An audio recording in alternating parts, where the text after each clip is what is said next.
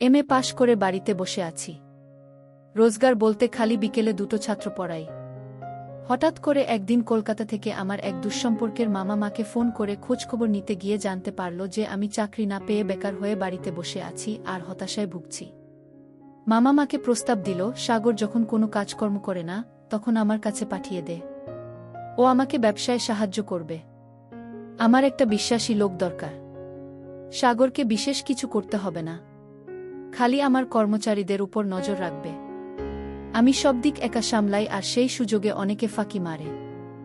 সাগর এলে ওদের ফাঁকি মারা বন্ধ হয়ে যাবে। ও অফিস সামলালে আমিও ঠিকমতো অন্য সব দিক দেখতে পারব, ব্যবসাটাকে বাড়াতে পারব। মা অমনি সানন্দে রাজি হয়ে গেল। উত্তম মামার কোনো ছেলে নেই, একটাই মেয়ে। বছর 3 আগে সে উচ্চমাধ্যমিক পাশ করার পর এক অনাবাসী ভারতীয়ের সাথে 3 মাস ইন্টারনেটে প্রেম করে তারপর বিয়ে করেছে। এখন আমেরিকায় থাকে। মা আমাকে ডেকে বলল, তুই কলকাতায় চলে যা, উত্তমের কাছে গিয়ে থাক, ওকে ওর ব্যবসায় সাহায্য কর। জানিস তো ওর পরিবহনের ব্যবসা আছে, নতুন ব্যবসা, তবে মস্ত বড়, প্রচুর লাভ। ওরা খুব বড় লোক, অগাধ টাকা। তোর কোনো কষ্ট হবে না, খুব যত্নে থাকবি। পরদিন আমি কলকাতায় চলে এলাম। অনেকদিন বাদে উত্তম মামার বাড়িতে এলাম। শেষ এসেছিলাম মামাত বোনের বিয়েতে। সেই সময় 1 সপ্তাহ কাটিয়ে গেছিলাম। তখন মামা চাকরি করত। আমি বাড়ি ফিরে যাবার মাস 6 বাদেই শুনলাম মামা চাকরি থেকে স্বেচ্ছা অবসর গ্রহণ করে পরিবহনের ব্যবসা শুরু করেছে। এই 2.5 বছরে প্রচুর পয়সা রোজগার করেছে। মামার বাড়ি গিয়ে তাই আমার তাক লেগে গেল। একতলা বাড়িটা 3 তলা হয়ে গেছে। পুরোটাই মার্বেল ফ্লোরিং আর প্যারিস করা। জানলা দরজা সব সেগুন কাঠের, বাইরেটাও সাদা রং করা। একতলায় 3টে ঘর ছিল, তাদের মধ্যে 2টোকে ভেঙে বড় একটা ড্রয়িং রুম করা হয়েছে। তৃতীয় ঘরটাকে গেস্ট রুম করে দেওয়া হয়েছে। পাশের রান্নাঘর আর বাথরুমটাকে জোড়া দিয়ে একটা বিরাট বাচাঘর করা হয়েছে। দোতলা আর 3 তলা পুরো নতুন। দোতলায় সামনের দিকে একটা টানা ঝুল বারান্দা। বারান্দা পেরোলেই 2টো বড় বড় বেডরুম। 2টোর সাথেই সংলগ্ন বাচাঘর আছে।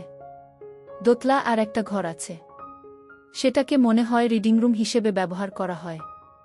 ঘরের ভেতরে একটা বড় বই রাখার আলমারি ছাড়াও একটা বিরাট মনিটর সমেত কম্পিউটার রাখা। দোতলায় একটা মস্ত বড় রান্নাঘরও রয়েছে। 3 তলাটা একটু অদ্ভুত। প্রথমত প্রাচীর তুলে পুরোটা ঘেরা হয়নি। সামনের দিকে প্রায় 12 ফুটের মতো জায়গা ছেড়ে রাখা হয়েছে। অবশ্য অনাচ্ছাদিত জায়গাটাকে 3 পাশে লোহার রেলিং দিয়ে ঘিরে রাখা হয়েছে। বাকি ছাদের তলায় সম্পূর্ণ জায়গাটাকেই একটা বিশাল বড় হোলঘরে পরিণত করা হয়েছে। হোলঘরের একদিকে রয়েছে বিশাল একটা এলসিডি টিভি আর একটা মিউজিক সিস্টেম, আর ঠিক তার বিপরীত দেওয়ালে 2টো গদিওয়ালা দামি বড় সোফা আর একই সেটের 2টো গদিওয়ালা বড় চেয়ার রাখা। মামার বাড়ির প্রতিটা ঘরে এসি লাগানো, এমনকি হোলঘরটাও বাদ যায়নি। বিশাল বড় বলে ওটাতে তো 2টো এসি লাগানো রয়েছে। এছাড়াও উত্তম মামার 2টো ব্যক্তিগত গাড়ি আছে, 2টোই খুব দামি। একটা মামি ব্যবহার করে। মামি গাড়ি চালাতে পারে না বলে মামা একটা গার্ডওয়ান রেখেছে। বাড়িতে 3টে চাকর, 2টো ঠিকে ঝি আর একটা দিনরাতের কাজের মেয়ে। গোটা বাড়িটা ধনাঢ্যতার আলোতে ঝলমল করছে। মামার এত রমরমা দেখে আমার মনটা ঈর্ষা ভরে উঠল। উত্তম মামা মাত্র 2 বছর ব্যবসা করে এমন একটা পেল্লায় বাড়ি বানিয়ে ফেলল, আর আমার বাবা সারাটা জীবন কেরানিগিরি করেও সরকারি অফিস কোয়ার্টার থেকে বেরোতে পারল না। মামার বাড়ি পৌঁছে প্রথমেই আমি মামার পা ছুঁয়ে প্রণাম করলাম। কলকাতা শহরে আজকাল ছোটদের কাছ থেকে প্রণাম পাওয়াটা বড় দুর্লভ। তাই মামা বেশ সুন্দরভাবে আমাকে স্বাগত জানাল। আর আয়, ভেতরে ঢোক, ওসব প্রণাম টোনাম পরে করবি, আগে একটু জিডিয়ে নে। অনেকদিন বাদে এলি, বাড়িটা চিনতে কোনো কষ্ট হয়নি তো? কতদিন পর তোকে দেখলাম। কেমন আছিস তুই? আমি ভালো আছি মামা, তুমি কেমন আছো? তোমার ব্যবসা কেমন চলছে? ব্যবসা? সেই জন্যই তো তোকে ডেকে নিয়ে এলাম। ব্যবসাটাকে বাড়াতে চাই বুঝলি, কিন্তু গাড়ির ব্যবসাতে অনেক কাজ, সবসময় এটা সেটা লেগেই থাকে। আমাকে চারদিক একা সামলাতে হয়। কিন্তু এত বড় একটা ব্যবসা কি আর একা সামলানো যায়? তুই বল। তাই তো তোর মাকে বললাম যে তোকে পাঠিয়ে দিতে। তুই আমাকে একটু সাহায্য করবি। তেমন কোনো কষ্টকর কাজ না। শুধু আমার ফাঁকিবাজ কর্মচারীগুলোর উপর নজরদারি রাখা, যাতে ওরা ফাঁকি মারতে না পারে। তুই ওদের উপর নজর রাখলে আমি একটু নিশ্চিন্ত মনে ক্লায়েন্টদের সাথে কারবার করতে যেতে পারব। যেদিন ক্লায়েন্টদের সাথে আমার মিটিং থাকে সেদিন আমার কর্মচারীরা কাজে বড় বেশি ঢিলে দেয়। তাতে ব্যবসার বড় ক্ষতি হয়। এবারে তুই এসে গেছিস। তুই এবার থেকে লক্ষ্য রাখবি যাতে ওরা আর 1 মিনিটের জন্য ফাঁকি দিতে না পারে। কি রে, পারবি তো? হ্যাঁ মামা, খুব পারব। এ আর এমন কি শক্ত কাজ? তুমি নিশ্চিন্তে থাকো। তা মামা, মামি কই? মামিকে দেখছি না। তোর মামি একটু বেরিয়েছে। সময় হয়ে এলো। এই এক্ষুনি এসে পড়বে। বলতে বলতেই মামি এসে পড়ল। মামিকে দেখে আমি হা হয়ে গেলাম। অতিরিক্ত সুখে থাকার পরিচয়। মামি এমনিতেই খুব সুন্দরী। তার উপর গায়ের গতি দ্বিগুণ বেড়ে যাওয়ায় রূপ আরও খুলেছে। সাজসজ্জার ধরনধারণও অনেক পাল্টে ফেলেছে। শাড়ি পরেছে, তবে ডিজাইনার। মামির ছিনাল রূপ মামার ঝকঝকে 3তলা বাড়ির থেকে অনেক বেশি আকর্ষণীয়। আমার জিভে জল চলে এলো। ভেবে পেলাম না মামিকে এমন পোশাকে বাইরে বেরোতে মামা কি করে অনুমতি দিল। মামাদের রকমস্কম খুবই পাল্টে গেছে। ওরা অতিরিক্ত আধুনিক হয়ে উঠেছে। বুঝলাম এ বাড়িতে থাকতে হলে আমাকেও ওদের সাথে তালে তাল মিলিয়ে চলতে হবে। অতি তাড়াতাড়ি কলকাতার অত্যাধুনিক সংস্কৃতির সাথে মানিয়ে নিতে হবে। মামারা এখন সমাজের উঁচু মহলের বাসিন্দা। সেই উচ্চমহলে চলতে ফিরতে হলে নিজেকে খুব দ্রুত ওদের উপযোগী করে তুলতে হবে। মামি ঢুকতেই আমি হাসি মুখে প্রশ্ন করলাম, কেমন আছো মামি? এত মুটিয়ে গেলে কিভাবে? আর বলিস না রে, গত বছর আমেরিকা গেছিলাম। ওখানকার জলহাওয়া এত ভালো, এতই তাজা যে 2 মাসেই মোটা হয়ে গেছি। তুই কেমন আছিস? তোকে দেখেও তো মনে হচ্ছে তুই বেশ ওয়েট পুট অন করেছিস। বাড়িতে বসে থাকলে সবার গায়ে মাংস লেগে যায় মামি। হি হি, তা ভালোই হয়েছে। ওয়েট গেইন করে তোর চেহারাটা অনেক খুলেছে। তুই রেস্ট নে, আমি একটু ফ্রেশ হয়ে আসি। মামি ঠিকই বলেছে। কলেজে পড়ার সময় থেকে আমি আবার খুব স্বাস্থ্য সচেতন হয়ে পড়ি। জিমে ভর্তি হই। একটা সময় নিয়মিত 2-3 ঘন্টা করে জিম করতাম। এখন রোজ যোগ ব্যায়াম করি, পাওয়ার যোগা। আজকাল যোগের এই নতুন ধরনটা খুব চলছে। তবে জিমের অভ্যাসটা ছাড়তে পারিনি। আমার কিছু লোহার সরঞ্জাম রয়েছে, বারবেল ডাম্বেল জাতীয়। সেগুলো দিয়ে বাড়িতেই একটু বুক হাত পা মেরে নি। ওইসব মেরে মেরে আর পাওয়ার যোগা করে করে চেহারাটা বেশ শক্তপোক্ত বানিয়ে ফেলেছি। যাকে বলে পুরোপুরি পেশিবহুল শরীর। মা মজা করে বলে দৈত্য। তবে মজার মধ্যে একটা চাপা গর্ববোধ লুকিয়ে আছে। এই দেহটাকে নিয়ে আমারও গর্ব কিছু কম নয়। এই বলিষ্ঠ দেহের জন্য এলাকার সকল মেজমহিলারা আমাকে খুব পছন্দ করে। শরীর বানানোর পর অনেকের সাথে আমি প্রেম করেছি। কয়েকজনের সাথে তো আমি রীতিমতো গভীর সম্পর্কে জড়িয়ে পড়ি। আমার আবার রোগাসোগা কমবয়সী মেয়ের থেকে মোটাসোটা মহিলাই বেশি পছন্দ।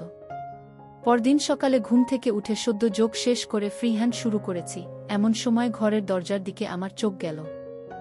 দেখি দরজায় ঠেস দিয়ে দাঁড়িয়ে মামি মুগ্ধ চোখে আমার ব্যায়াম করা দেখছে। সকাল সকাল আমার ঘরের দরজায় মামিকে দেখে আমি কয়েক সেকেন্ডের জন্য মেরে গেছিলাম। কিন্তু চট করে নিজেকে সামলে নিয়ে জিজ্ঞাসা করলাম, আরে মামি, তুমি কখন এলে? দেখতে পাইনি তো। ঘুমটা হঠাৎ করে ভেঙে গেল। এমনিতে আমি একটু বেলা করে উঠি, কিন্তু আজ কেন জানি না ঘুমটা ভেঙে গেল। তারপর আর কিছুতেই ঘুমোতে পারলাম না। কিন্তু সকালে উঠে বেশ ভালোই লাগছে। বেশ একটা ফ্রেশনেস ফিল করছি। সকালের সাইডটাও দেখছি খুবই অ্যাট্রাকটিভ। এবার থেকে আমি সকালেই উঠব, বলে মামি মিটিমিটি হাসতে লাগল। আমার সন্দেহ হলো সকালবেলার সুন্দর দৃশ্যের কথাটা আমাকে লক্ষ্য করেই বলা হয়েছে। ইঙ্গিতটা যে আমি ধরে ফেলেছি সেটা মামিকে বুঝতে দিলাম না। ভালো মানুষের মতো বললাম, ঠিক বলেছ। সকালে উঠলে শরীর ও মন দুটোই বেশ তরতাজা থাকে। সেটা তোকে দেখে বেশ বোঝা যায়। দারুণ বডি বানিয়েছিস। আমাকে কয়েকটা ব্যায়াম শিখিয়ে দে না। আমি তো খুব মোটা হয়ে গেছি। একটু ব্যায়াম করলে হয়তো কিছুটা ঝরবে। এত সহজে মামিকে এভাবে একান্তে পেয়ে যাব সেটা কল্পনাও করতে পারিনি। গতরাতে মামির স্বপ্ন দেখেছি। এখন ভোরে উঠেই মামির দর্শন, তাও আবার এমন অর্ধপরিহিত অবস্থায়। এমন শোনার সুযোগ নষ্ট করার বান্দা আমি নই। সানন্দে রাজি হয়ে গেলাম। ঠিক আছে, শেখাবো। তুমি যখন শিখতে চাইছ আমি না শিখিয়ে পারি। আমার কথায় মামি খুশি হল। তা তুমি দরজার কাছে দাঁড়িয়ে আছো কেন? ভেতরে আসো। মামি ঘরে এসে বিছানায় বসল। প্রথমে তোমাকে সহজ কিছু শেখাই। আমি তোমাকে পদ্মাসন করে দেখাচ্ছি। ভালো করে লক্ষ্য করবে। তারপর আমি যেমনটি করেছি ঠিক তেমনটি করার চেষ্টা করবে। ঠিক আছে? ওকে। আমি মেঝেতে বসে পদ্মাসন করে দেখালাম। ঠিক করে দেখেছ তো কিভাবে করলাম? হ্যাঁ, দেখেছি। তাহলে এবার তুমি চেষ্টা করো। আচ্ছা, করছি। মামি বিছানা থেকে নেমে আমার পাশে এসে মেঝেতে বসল। মামির পা দেখে আমার দেখে মনে হলো মুরগির ঠ্যাঙ্গের থেকেও ও দুটো খেতে অনেক বেশি সুস্বাদু হবে। মামি আমাকে নকল করে তার ডান পাটা বা পায়ের উপর রেখে বা পাটা ডান পায়ের উপর রাখার চেষ্টা করল। কিন্তু 4-5 বার চেষ্টা করেও পারল না। মামির পা দুটো অনেক বেশি মোটা। তার মোটা মোটা থাইয়ের আয়তন এত বেশি যে এক থাইয়ের উপর একটা পা রেখে অপর থাইয়ের উপর দ্বিতীয় পাটা তুলতে পারছে না। আরও 4-5 বার চেষ্টা করার পর মামি আমার দিকে অসহায় দৃষ্টিতে তাকাল। আমি পাশে বসে বসে দেখছি মামি এর মধ্যেই খুব ঘেমে গেছে। মামির মোটা মোটা হাত পাগুলো ঘেমে গিয়ে আরও উজ্জ্বল হয়ে উঠেছে। দেখে আমার গরম হয়ে গেল। কিন্তু আমার মুখে কোনো কিছুর অভিব্যক্তি ফুটল না। নিরুত্তাপভাবে মামিকে বললাম, চেষ্টা চালিয়ে যাও। ঠিক পারবে। মামি আবার চেষ্টা করল। কিন্তু বৃথা চেষ্টা। মামি এবার তার সিধে রাখতে পারল না। আসন করতে গিয়ে সামনের দিকে ঝুঁকে পড়ল। এত পরিশ্রমের ফলে মামি দরদর করে ঘেমেই চলেছে। আমি আর অপেক্ষা করলাম না। সাহস করে সোজা হাত বাড়ালাম। পিঠে হাতটা রেখে বললাম, শরীরটাকে সামনে ঝুঁকিও না। আবার চেষ্টা করো। তোর মতো করে করার কত ট্রাই করছি, কিন্তু কিছুতেই করতে পারছি না। তুই প্লিজ একটু হেল্প কর না। ঠিক আছে। তুমি এমনি হাঁটু মুড়ে বসো, কিন্তু শরীর সিধে রাখবে। একদম ঝুঁকবে না। শরীরটাকে সোজা রাখাই এই ব্যায়ামের সবথেকে বেশি দরকার। মামি হাঁটু ভাঁজ করে নিল।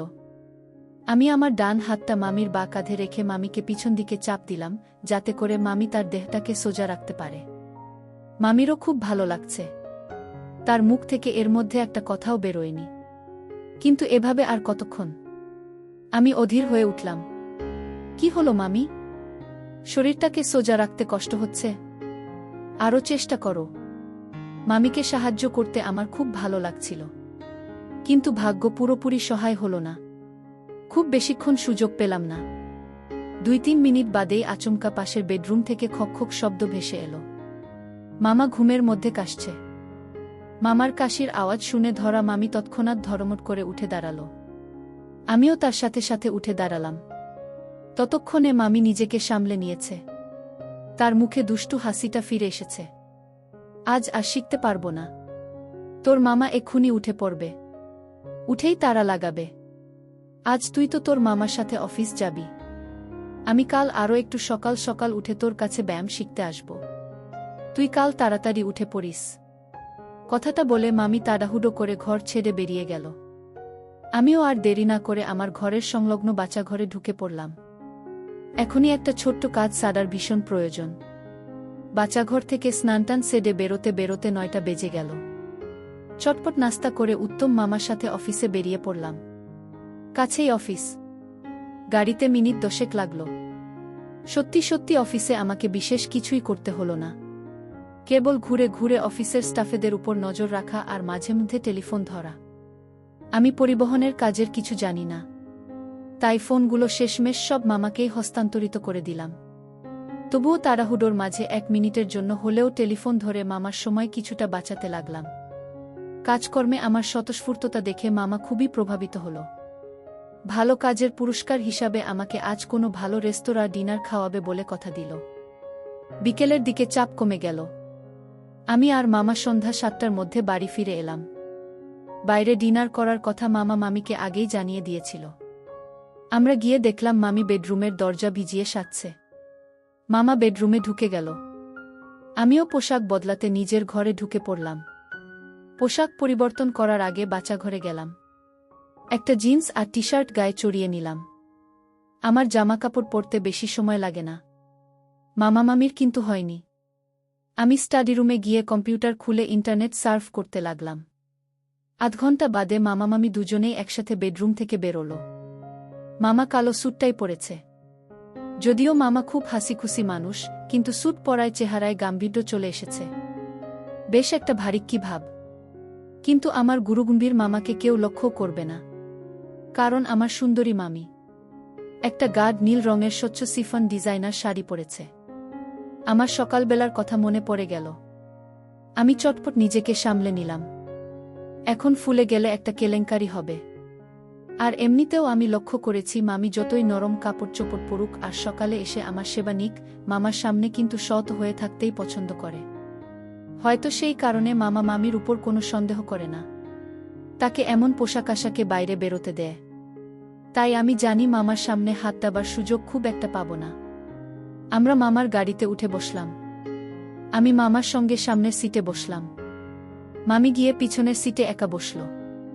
আমরা আসলে কোনো রেস্টুরেন্টে নয়, পার্ক স্ট্রিটে একটা নামকরা পাবে যাব। কলকাতার রাস্তাঘাট কোনোকালেই খুব একটা ফাঁকা থাকে না, তাই সল্টলেক থেকে গাড়ি করে পার্ক স্ট্রিট পৌঁছতে আধ ঘন্টা লাগল। পাবে পৌঁছেই মামা ড্রিঙ্কসের অর্ডার দিল, সাথে চাট হিসাবে চিকেন তন্দুরি নিল। মামা মামি দুজনেই ভালো লাল পানি খায়। মামাকে তো ট্যাঙ্কির সাথে তুলনা করা যায়। 1 ঘন্টার মধ্যেই 4 বার খেয়ে নিল। এত তাড়াতাড়ি শেষ করতে আমি কাউকে কখনো দেখিনি। আমারও লাল পানি খাওয়ার অভ্যাস আছে, তবে আমি মামার মতো অত দ্রুত খেতে পারি না। আমি পানি খাই ধীরে সুস্থে। মামিও আমার মতোই আস্তে আস্তে খান। তাই 1 ঘন্টায় আমাদের মাত্র 2 পেগ শেষ হল। মামা যেমন তাড়াতাড়ি খায় তেমনি তার তাড়াতাড়ি চড়ে, তবে সাংঘাতিক কিছু চড়েনি। 1 ঘন্টা বাদে সিটে বসে অল্প অল্প ধুলতে লাগল। পাবের ঠিক মাঝামাঝি গোল করে একটা ছোট্ট নাচার জায়গা করা হয়েছে। সেখানে কিছু পুরুষ মহিলারা নাচছে। মামির শখ হলো সেও নাচবে, কিন্তু মামার লাল পানি ছেড়ে ওঠার কোনো ইচ্ছে নেই। আজ খুব খাটাখাটনি গেছে, শরীরটা ভীষণ টায়ার্ড। তুমি সাগরকে নিয়ে যাও, আমি এই বেশ ভালো আছি। আমার মনটা উৎফুল্ল হয়ে উঠল। ভেবেছিলাম আজ আর কিছু হবে না, কিন্তু মেঘ না চাইতেই জল। কুসুযোগ মামাই আমাকে দিচ্ছে, কিন্তু একটা সমস্যা আছে। আমি নাচতে জানি না। ন্যাকা ন্যাকা গলায় নিজের সমস্যার কথাটা জানালাম। মামা, আমার নাচতে যেতে কোনো আপত্তি নেই, কিন্তু মুশকিল হচ্ছে আমি কোনোদিন নাচিনি। আমার কথা শুনে মামা হা হা করে হেসে দিল। আরে ওটা কোনো ব্যাপার না, এখানে কেউই তেমন নাচতে পারে না। তুই খালি কোমর দোলাবি, তাহলেই হবে। এবার মামি বলে উঠল, তোর চিন্তা নেই, তোকে কেউ লক্ষ্য করবে না। সবাই নিজের ডান্স পার্টনার নিয়েই ব্যস্ত থাকে। অন্যরা কে কি করছে কিচ্ছু দেখে না। এমনিতেই জায়গাটা অন্ধকার, তুই তাই যা ইচ্ছে করতে পারিস। মামির কথার লুকোনো অর্থটা বুঝতে আমার অসুবিধা হলো না, তবে মামা কিছু ধরতে পারল না। সরল মনে আমাকে তার বউয়ের সাথে নাচতে পাঠিয়ে দিল। আমি আর মামির ডান্স ফ্লোরে গিয়ে নাচতে শুরু করে দিলাম। লক্ষ্য করলাম ডান্স ফ্লোরে সত্যি সত্যি কেউ কারুর দিকে নজর দিচ্ছে না। সবাই আপন আপন সঙ্গীর সাথে নাচতে ব্যস্ত। ডান্স ফ্লোরটা ভালোই অন্ধকার। আমাদের সিটটা ডান্স ফ্লোর থেকে বেশ দূরে। ওখান থেকে আমার ধীরে ধীরে মাতাল হতে থাকা মামা কোনো কিছু দেখতে পাবে বলে মনে হয় না। আমি আর মামি এমন সুবর্ণ সুযোগের পূর্ণ সদ্ব্যবহার করতে ছাড়লাম না। মামি একদম আমার কাছে থেকে নাচতে লাগল। কানে ফিসফিস করে বললাম, এবার ঘুরে গিয়ে আমার দিকে পিছন ফিরে নাচো। অমনি মামি এক আদর্শ সহযোগীর মতো আমার কথা অনুসারে ঘুরে গিয়ে পিছন ফিরে নাচতে শুরু করল। কিন্তু এভাবে বেশিক্ষণ ডান্স ফ্লোরে এক জায়গায় দাঁড়িয়ে থাকা যায় না। আশেপাশের লোকজনের দৃষ্টি পড়ে যেতে পারে, তবে পড়লেও যে খুব একটা ক্ষতি হবে বলে মনে হলো না। ডান্স ফ্লোরে প্রায় সবাই দেখলাম নিজের নিজের পার্টনারের সাথে ঘনিষ্ঠভাবে নাচছে, তবে কেউই আমাদের মতো এত এনজয় করছে না। তাই আমরা ঝুঁকি নিলাম না। সারা ডান্স ফ্লোরটা ঘুরতে লাগলাম। মিনিট 10 এক জায়গায় দাঁড়াই। তারপর বেশিক্ষণ হয়ে গেলেই জায়গাটা ছেড়ে দিয়ে অন্য একটা জায়গায় গিয়ে দাঁড়িয়ে পড়ি। আবার সেখানেও বেশিক্ষণ হলে পর আমরা অন্য কোথাও গিয়ে দাঁড়াই আর এনজয় করি। এভাবে প্রায় 1 ঘন্টা ধরে আমি আর মামি সারা ডান্স ফ্লোরটা ঘুরে ঘুরে এনজয় করে গেলাম। 1 ঘন্টা বাদে আমরা আমাদের টেবিলে ফিরে গেলাম। গিয়ে দেখলাম মামা তাল হয়ে সিটে বসে ঢুলছে। আমাদের অনুপস্থিতির সুযোগ নিয়ে আরও 6 বার লাল পানি গলাধ্যকরণ করেছে। আমি আর মামি সিটে বসলাম। ডান্স ফ্লোরে ভিড়ের মধ্যে এতক্ষণ ধরে হুটোপাটি করে দুজনেই বেশ ঘেমে গেছি। মামি কিছুটা হাঁফিয়ে গেছে, বড় বড় নিঃশ্বাস টানছে। দুজনেরই পিপাসা পেয়ে গেছিল, তাই আরও 2 গ্লাস লাল পানি খাওয়া হলো। মামাও খেল। এত খেয়ে মামা প্রায় বেহুশ হয়ে পড়ল। আমার চিন্তা হচ্ছিল যে এই অবস্থায় মামা তো গাড়ি চালাতে পারবে না, তাহলে বাড়ি যাব কিসে? মামি মুশকিল আসান করে দিল, তোর মামা আর ড্রাইভ করার অবস্থায় নেই, ডিনারের পর ট্যাক্সি ধরতে হবে। মামি চাইনিজ অর্ডার দিল। আমরা ধীরেসুস্থে খেয়ে দিয়ে যখন পাব থেকে বেরোলাম তখন রাত 11টা বেজে গেছে। ট্যাক্সি পেতে সমস্যা হলো না, পাবের সামনেই একটা দাঁড়িয়ে ছিল। আমরা সেটাতে উঠে 11:30টার মধ্যেই বাড়ি চলে এলাম। দিনরাতের কাজের লোকটা এসে দরজা খুলে দিল। আমি আর ট্যাক্সি চালক মিলে ধরাধরি করে আমার বেহুশ মামাকে একতলার ড্রয়িং রুমের সোফাতে এনে শুয়ে দিলাম। সোফায় তার দেহটা রাখতেই মামা নাক ডাকতে আরম্ভ করল। মামি ট্যাক্সি চালককে অশেষ ধন্যবাদের সাথে সাথে 100 টাকা বকশিস দিল। ট্যাক্সি চালক সেলাম জানিয়ে চলে গেল। মামি তার বরের দিকে করুণার দৃষ্টিতে তাকিয়ে আমাকে উদ্দেশ্য করে বলল, আজকের রাতটা তোর মামা এই ঘরেই কাটাক বুঝলি। এই অবস্থায় ওকে আর দোতলায় তুলে কাজ নেই। আমিও মামির কথায় সায় দিলাম। ঠিক বলেছ, আজ মামা এখানেই ঘুমুক, একটা তো রাতের ব্যাপার। এখন দোতলায় তুলতে গেলে মামার কাঁচা ঘুম ভেঙে যেতে পারে। চল তাহলে আমরা উপরে গিয়ে শুয়ে পড়ি, অনেক রাত হলো। তুই আজ আমার সাথেই আয়, আমার একা একা শুলে আবার ঘুম আসে না। ভোর হলে তোর নিজের ঘরে চলে যাস। মামির কথা শুনে আনন্দে আমার মনটা নেচে উঠল, টনটন করে উঠল। নিজের ভাগ্যকেই বিশ্বাস করতে পারলাম না, কিন্তু কাজের লোকটার চোখে ধুলো দিতে হবে। মনের উৎফুল্লতা যথাসাধ্য চেপে নির্স্কণ্ঠে বললাম, তুমি যখন চাইছ তখন চলো যায়। ঘুরে ফিরে এসে একটু না ঘুমালে তোমার শরীর খারাপ হয়ে যেতে পারে। একা একা শুতে গিয়ে মিছিমিছি ঘুম নষ্ট করে লাভ নেই। তাহলে চল, তোর মামা এখানে শান্তিতে ঘুমুক, আমরাও উপরে গিয়ে একটু রেস্ট নিই। আমার খুব টায়ার্ড লাগছে, গাটা ভীষণ ম্যাজম্যাজ করছে। চলো, আমি ঘরে গিয়ে তোমাকে ভালো করে ম্যাসাজ করে দিচ্ছি। ভালো করে ম্যাসাজ করলেই তোমার ম্যাজম্যাজ ভাব কেটে যাবে। ঠিক বলেছিস, ম্যাসাজ করলেই শরীরটা ভালো লাগবে। তাহলে চল, আর দেরি করে কাজ নেই, চলো। অভিনয়টা নিপুণ হলো। দুর্ভাগ্যক্রমে যদি কাজের লোকটা বেডরুম থেকে কোনো শব্দ শুনতে পায়, তাহলে সে ভাববে আমি জোরে ম্যাসাজ করায় মামি বুঝি আর্তনাদ করছে। তার মনে তেমন কোনো সন্দেহ জাগবে না। বেডরুমে ঢুকে মামি ধপ করে বিছানায় দেহ ফেলে দিল। আমার দিকে তাকিয়ে মুচকি মুচকি হাসতে লাগল। দরজায় খিল দিয়ে আমি ক্ষুধার্ত শিকারীর মতো মামির দিকে এগিয়ে গেলাম। পরদিন ভোর হতে না হতেই আমি মামির বেডরুম ছেড়ে আমার ঘরে চলে এলাম। ঘুম এলো না, তাই যোগ ব্যায়াম করতে আরম্ভ করলাম। গা ঘামাতে ঘামাতে কখন যে 8টা বেজে গেল টের পাইনি। মামার গলা খাকরানি শুনে দরজার দিকে চেয়ে দেখলাম আমার ঘরের দোরে মামা মুখটাকে কাচুমাচু করে দাঁড়িয়ে আছে। আমি তাকাতেই মামা আমতা আমতা করে বলল, তুই উঠে গেছিস বাবা? হ্যাঁ মামা, অনেকক্ষণ। তা বেশ বেশ, সকাল সকাল ওঠা ভালো, শরীরটা চনমনে থাকে। হ্যাঁ মামা। মামা কিছু একটা বলতে চায়, কিন্তু কিসের কারণে কথাটা বলতে তার বাধো বাধো ঠেকছে। আমি প্রশ্নালু চোখে মামার দিকে তাকালাম। মামা গলা খাকরে নিচু স্বরে বলল, কালকে একটু বেশিই খেয়ে ফেলেছিলাম। তোদের মনে হয় খুব প্রবলেমে পড়তে হয়েছিল। মামা গতকাল রাতের ঘটনার কথা জানতে চায়। গতকাল লাল পানি খেয়ে বেহুশ হয়ে যাওয়ার জন্য হয়তো তার নিজেকে অপরাধী মনে হচ্ছে। আমার মনে হলো তাকে কিছুটা হালকা করে দেওয়া দরকার, এতে করে আমার লাভও আছে। তাকে ভরসা জোগালে মামা আমার উপর নির্ভর করা শুরু করবে। তালরা খুব চট করে অপরকে ভরসা করে। বাইরে থেকে যেমনই লাগুক, মামা আসলে কিছুটা দুর্বল চরিত্রের মানুষ। এমন একটা নরম লোক যে কি করে মাত্র 2.5 বছরের মধ্যে এত বড় একটা ব্যবসা গড়ে তুলতে পারে, সেটা আমার মাথায় ঢোকে না। আমি গতরাতেই ভেবে ফেলেছি যে নিশ্চিন্ত মনে যদি মামিকে পেতে যাই, তাহলে যেভাবেই হোক মামাকে হাত করতে হবে। একবার মামার আস্থাভাজন হয়ে উঠলে আমি সমস্ত সন্দেহের ঊর্ধ্বে থাকতে পারব। এছাড়াও আমার একটা দ্বিতীয় অভিসন্ধি আছে। দুর্বল চরিত্রের লোকেরা খুব সহজেই পরের উপর অত্যন্ত নির্ভরশীল হয়ে পড়ে। বিশেষ করে লোকটা যখন পার তাল, তখন সে অতি সহজেই পরের মুখাপেক্ষী হয়ে ওঠে। একটু চাপে পড়লেই পরের কাছে উদ্ধারের সন্ধান খোঁজে। একবার মামা আমার উপর নির্ভর করতে আরম্ভ করলে তার আর আমাকে ছাড়া চলবে না।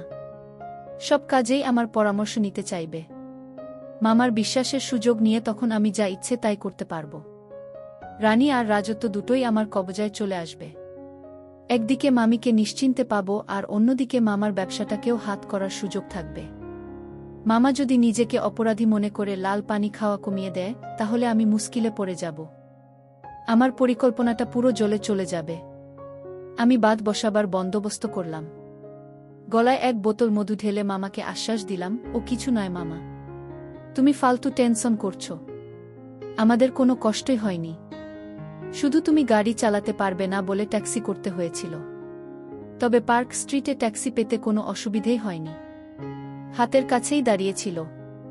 কিন্তু আমি তো মনে হয় ভালো করে হাঁটতেও পাচ্ছিলাম না। তোরা আমাকে বাড়ির ভিতর আনলি কিভাবে? আমি আনলাম। ট্যাক্সি থেকে তোমাকে তুলে সোজা একতলার ড্রয়িং রুমে এনে সোফাতে শুইয়ে দিয়েছিলাম। বাপরে, তোর গায়ে তো সাংঘাতিক জোর। ও কিছু নয় মামা, রোজ একটু ব্যায়াম করি তো, ভারী ভারী ওজন তোলার অভ্যাস আছে, তাই তোমাকে সহজেই তুলতে পেরেছিলাম। খুব ভালো। মামা আমার দৈহিক শক্তির নমুনা শুনে বেশ খুশি হয়ে গেল।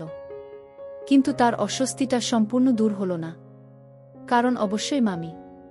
মামা এবারে মামির কথা তুল। তোর মামি নিশ্চয়ই খুব রেগে গেছিল। মামা নিজের অজান্তে আমার হাতে ব্রহ্মাস্ত্র তুলে দিল। আমি এর অপেক্ষাতেই ছিলাম। মামির কথা তুলতেই আমি মামার দিকে তাকিয়ে দাঁত বের করে হাসলাম। তুমি মিছে চিন্তা করছো মামা। মামি কিছুটা রেগে গেছিল বটে, কিন্তু আমি সামলে দিয়েছি। আমি মামিকে বলেছি যে মামা অসম্ভব খাটাখাটনি করে, তাই একটু বেশি খায়। এত খাটার পর যে কেউ দুপাত্তর বেশি চড়িয়ে ফেলবে। তার উপর আমরা নাচতে চলে গেছিলাম আর মামা একা বসে বসে বোর হচ্ছিল, তাই একটু বেশি খেয়ে ফেলেছে। মামি খুব বুদ্ধিমতী, আমার কথা বুঝেছে। তোমার উপর একদম রাগ করে নেই। মামার সন্দেহ তবু গেল না। তুই সত্যি বলছিস? আমি এবারে গলায় দৃঢ়তা এনে বললাম, তোমাকে শুধু শুধু মিথ্যে বলতে যাব কেন? তোমাকে মিথ্যে বললে ভগবান আমার উপর চটে যাবেন। আমি আজ তোমাকে বলছি মামা, আমি তোমাকে ভীষণ শ্রদ্ধা করি। তুমি কত বড় পরোপকারী মানুষ। আমাকে নিজের বাড়িতে নিয়ে এসে ব্যবসাতে ঢুকিয়েছ, বেকার ভাগ্নেকে একটা কাজ দিয়েছ। তোমার মতো মানুষ আজকাল আর দেখা যায় না। তুমি মহান। তোমার বিশ্বাস যে ভাঙ্গবে সে নরকেও স্থান পাবে না। তোমাকে যে ঠকাবে সে সবার ঘেন্নার পাত্র হবে। আমি কারুর ঘৃণা পেতে চাই না, আমি শুধু তোমার ভালোবাসা পেতে চাই। ভগবানের কাছে শুধু এতটুকুই আমার প্রার্থনা, যেন তোমার বিশ্বাসের সম্মান আমি চিরদিন রাখতে পারি। বলতে বলতে এমন ভাব করলাম যেন আমার গলা ধরে আসছে। আমার অভিনয় এতটাই নিখুঁত হলো যে মামা বিচলিত হয়ে উঠল। আচ্ছা আচ্ছা, ঠিক আছে, তুই আমাকে এত সম্মান করিস জেনে আমি খুব খুশি হলাম। তুই তাড়াতাড়ি তৈরি হয়ে নে, আজ একটা জরুরি ক্লায়েন্ট মিটিং আছে। ভাবছি তোকে সঙ্গে নিয়ে যাব। তুই ব্যবসা সম্পর্কে অনেক কিছু শিখতে পারবি। তুই ভালো করে ব্যবসাটা জেনে গেলে তোর উপর কিছুটা দায়িত্ব চাপিয়ে আমি একটু হালকা হতে চাই। কি রে, মামার ঘাড়ের বোঝাটা কিছু কম করে দিতে পারবি না? মামার কথায় আমার মনটা খুশ হয়ে গেল। এর মধ্যেই আমার পরিকল্পনাটা সফল হতে শুরু করেছে। আমি উৎসাহের সাথে বললাম, খুব পারবো মামা, তুমি শেখালে আমি সবকিছু শিখে ফেলব। মামা চলে যাওয়ার পর আমি বাচ্চা ঘরে ঢুকে চটপট স্নান সেরে ফেললাম। ব্রেকফাস্ট করতে খাওয়ার টেবিলে গিয়ে দেখি মামি ঘুম থেকে উঠে পড়েছে। মামিকে দেখে বোঝা যাচ্ছে না যে গতকাল রাতে মামি আমার কাছে সেবা নিয়েছে। গতরাতের সেই ছিনাল ভাবখানা আজ সকালে উধাও। এখন মামির মুখচোখ একদম স্বাভাবিক। আমাকে দেখে মিটিমিটি হাসল। আমিও দাঁত বের করে একটু হেসে দিলাম। এই বাড়িতে খাওয়ার সময় কেউ বিশেষ কথা বলে না। আমি চুপচাপ ব্রেকফাস্ট শেষ করে মামার সাথে বেরিয়ে পড়লাম। ক্লায়েন্ট মিটিংটা বড় লম্বা টানল। শেষ হতে হতে সন্ধে গড়িয়ে গেল। মিটিং মাত্রই খুব বিরক্তিকর হয়, সুতরাং এত লম্বা একটা মিটিং সেডে আমি আর মামা দুজনেই কিছুটা বেদম হয়ে পড়লাম। তবে মিটিং শেষে আমাদের একটা বড় ফায়দা হলো। ক্লায়েন্ট কথা দিল যে একটা নতুন ডিল সই করা হবে। নতুন ডিল হলে আমাদের লাভের পরিমাণ বেশ কিছুটা বেড়ে যাবে। মামা উৎফুল্ল হয়ে আমাকে বলল, এমন একটা ভালো ডিল করার পর একটু সেলিব্রেট করা উচিত। চল আজকেও ডিনারটা বাইরেই সারি। মামা মামিকে ফোন করে পার্ক স্ট্রিটে আসতে বলে দিল।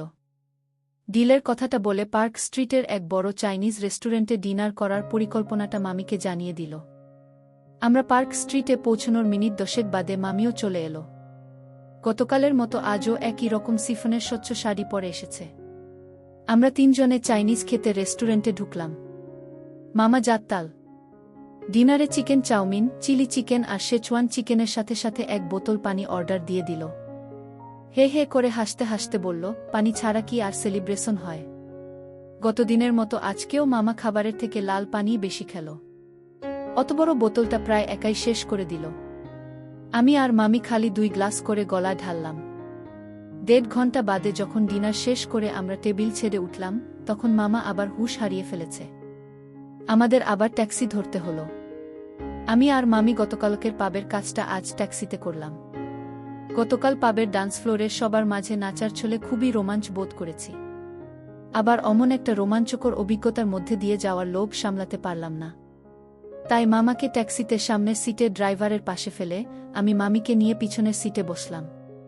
ট্যাক্সিতে ওঠার আগে আমি ড্রাইভারকে অতিরিক্ত বকশিসের লোভ দেখিয়ে রেখেছি। পিছনের সিটে আমরা কিছু করলে ওর সমস্যা হওয়ার কথা নয়। ট্যাক্সি চালু হতেই মামি নিজে থেকেই ঢলে পড়ল। আমিও সঙ্গে সঙ্গে কাজ শুরু করে দিলাম।